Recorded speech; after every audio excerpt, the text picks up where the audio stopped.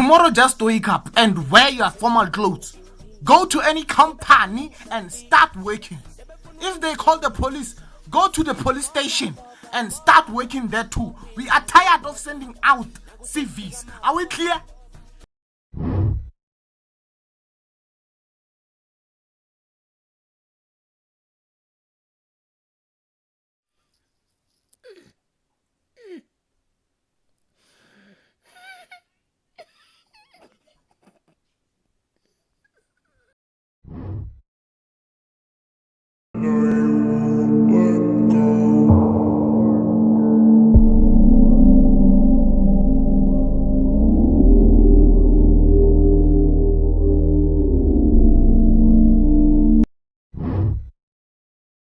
You don't leave the simulation through exiting it, you leave it through self-realization. Pac-Man is a 1980 arcade game following the protagonist, Pac-Man, a little disc-shaped dude consuming pellets for food and fleeing from ghosts. In theory, there's no end to this game. Even after running out of lives, your little yellow friend is always happy to play one more round. So, what if Pac-Man wants to leave? Well, in this world, walking off the edge of the map gets you right back at the beginning, so there's no physical way to leave.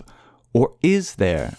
You see, unlike the ghosts, Pac-Man is not a functioning entity on his own. He is a puppet controlled by you. Pac-Man is a vehicle of your consciousness. Pac-Man cannot leave his world, but the being that controls him, namely you, can. In a sense, you are Pac-Man. And to leave the simulation, all you have to do is realize that you are more than Pac-Man and not confined to the 2D digital world. This is what I mean when I say,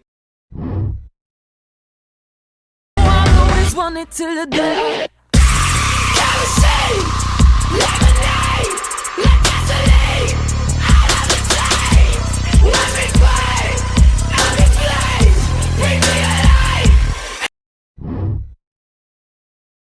What is the color of a mirror? What would a room full of mirrors look like if there was nothing inside that room to create a reflection? Was there ever a time when nothing existed? Or has something always been in existence? Isn't a body transplant the same thing as a brain transplant? Isn't the word Q just the letter Q followed by 4 silent letters? If you have fun while you're wasting time, can you still say that you wasted time?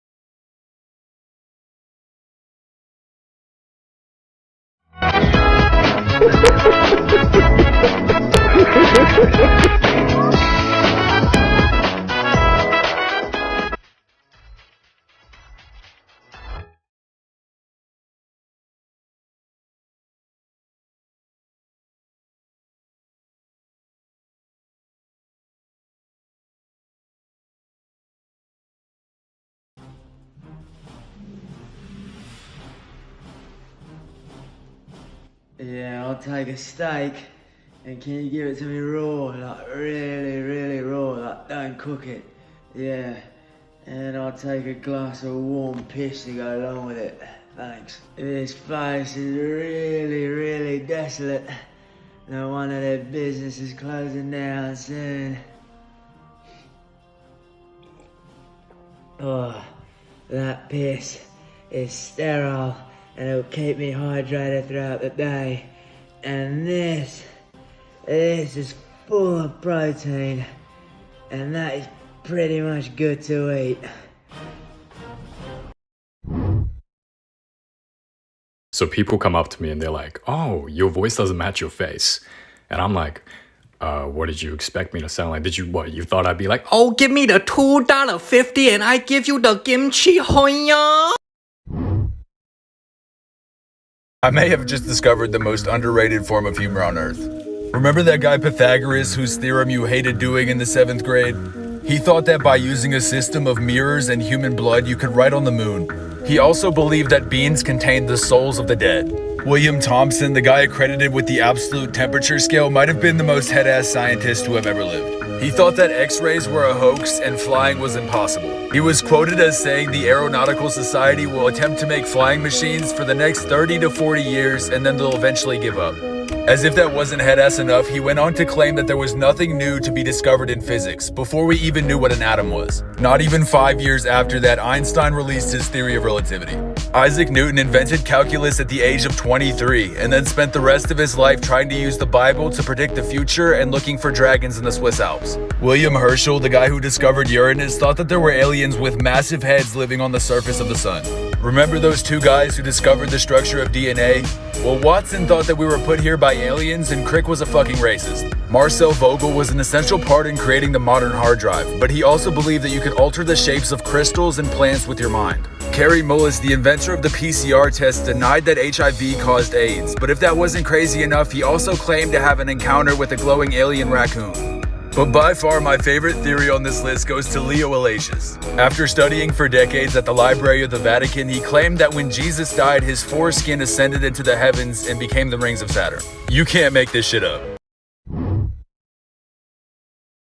Do not touch must be a terrifying thing to read in Braille.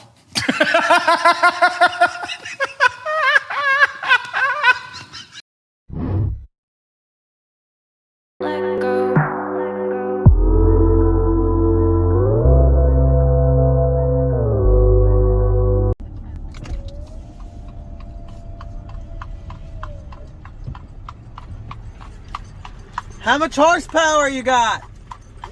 One? Damn! Have a good one.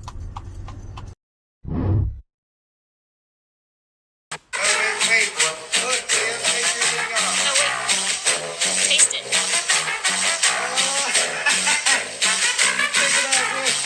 It's like peanut butter.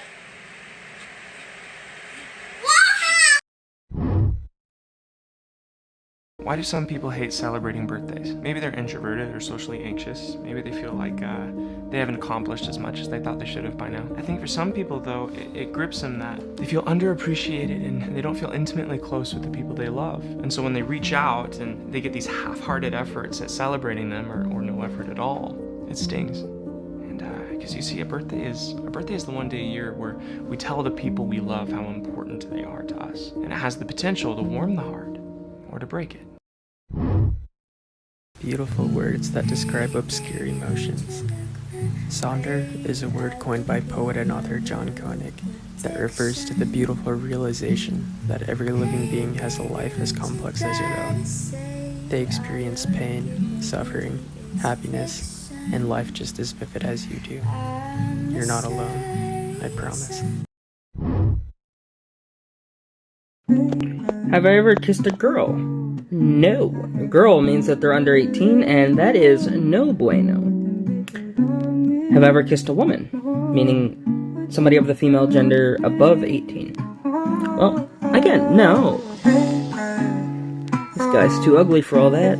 No woman would ever want to kiss this. It is what it is. Have a great day. Have I ever kissed a girl? No. A girl means that they're under 18, and that is no bueno. Have I ever kissed a woman? Meaning somebody of the female gender above 18. Well, again, no. This guy's too ugly for all that.